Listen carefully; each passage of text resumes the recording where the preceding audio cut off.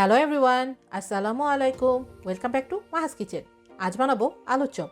এই আলুর চপ রোজাতে ইফতারে নাস্তা হিসেবে ডিফারেন্ট ওকেশনে সারা বছরই বানানো হয় এবং প্রায় সবারই খুবই প্রিয় একটা স্ন্যাক আইটেম। এই আলুর চপটা খুবই বেসিক একটা রেসিপি। আজ এই যে আলুর চপটা আমি কিভাবে বানাই তাই আপনাদের সাথে শেয়ার করব। আমার ভিডিওটা ভালো লাগলে আরও নতুন ভিডিও দেখতে আমার ইউটিউব চ্যানেলটা লাইক এবং সাবস্ক্রাইব করবেন আর আমার ভিডিওটা আপনাদের ফ্রেন্ডস অ্যান্ড ফ্যামিলির সাথে শেয়ার করবেন। আলুর চপ বানানোর জন্য 4টা মিডিয়াম সাইজের আলু বয়েল করে স্কিন অফ করে নিয়েছি। এবার আলুটা ভর্তা করে নিচ্ছি।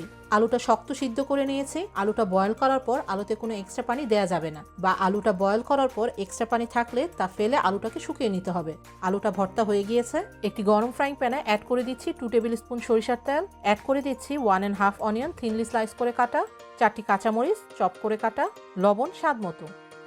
এবার সবগুলো একসাথে মিক্স করে হালকা সফট না হওয়া পর্যন্ত ভেজে নিব।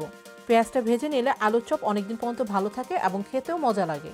পেঁয়াজটা হালকা ভাজা হয়ে গিয়েছে। এবার চুলা বন্ধ করে অ্যাড করে দিচ্ছি 1 টেবিল স্পুন ছোট করে কাটা ধনিয়া পাতা। সবকিছু একসাথে মিক্স করে নিচ্ছি।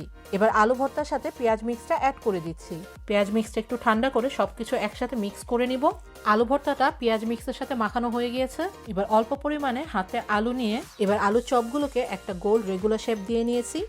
আপনারা আপনাদের পছন্দ মতো যে কোনো শেপে বানিয়ে নিতে পারেন। সেমভাবেই আমি বাকিগুলোকেও বানিয়ে নিব। অথবা অল্প পরিমাণে আলুর মিক্স 2 হাতের তালুর মাঝখানে নিয়ে রাউন্ড করে একটা শেপ দিয়ে নিতে পারেন। সবগুলো আলুর চপ বানানো হয়ে গিয়েছে। এবার একটি বোলে 2টা ডিম ভেঙে নিয়েছি। এতে কিছু লবণ অ্যাড করে ডিমটা মিক্স করে নিব। একটি সেপারেট প্লেটে নিয়ে নিচ্ছি 2 cup homemade bread crumbs. Bread ক্রাম্সের পরিমাণ আলুর পরিমাণের উপর কম বেশি হতে পারে। এবার আলুর চপগুলো প্রথমে ডিমে মাখিয়ে পরে ব্রেড ক্রাম্সে গড়িয়ে নিব। এই দুটো কাজ 2 হাত দিয়ে করতে পারলে ভালো হয়, তাহলে ডিম এবং ব্রেড ক্রাম্স একসাথে হাতে স্টিকি হয়ে লেগে থাকবে না। আমি চপটাকে একটা স্পুন দিয়ে ডিমে এবং আরেক হাতে ব্রেড ক্রাম্স দিয়ে মাখিয়ে নিচ্ছি। এখন একইভাবে সবগুলো আলুর চপ ডিমে মাখিয়ে ব্রেড ক্রাম্সে গড়িয়ে নিব। আপনারা চাইলে ডাবল কোটিংও করে নিতে পারেন। আলুর চপটা ডাবল কোটিং করলে ভাজার পর খেতে আরও মচমচে হয়। আলু চপগুলো রেডি হয়ে গিয়েছে। আজ মিডিয়াম 4টি আলু দিয়ে টোটাল 22টি আলুর চপ বানিয়ে নিলাম।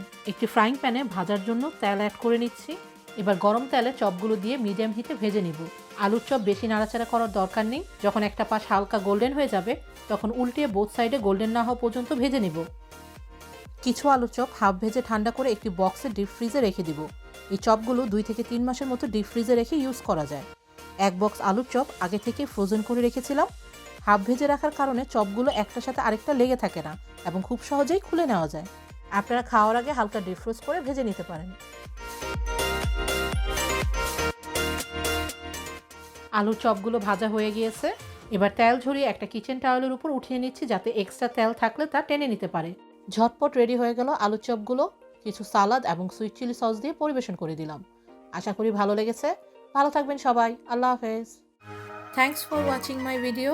আশা করি আপনাদের ভালো লেগেছে। যদি ভালো লেগে থাকে লাইক করুন এবং সাবস্ক্রাইব করে আমার সাথেই থাকুন। বেল বাটনে ক্লিক করে নতুন আপডেটের অপেক্ষা করুন। থ্যাংক ইউ সবাইকে।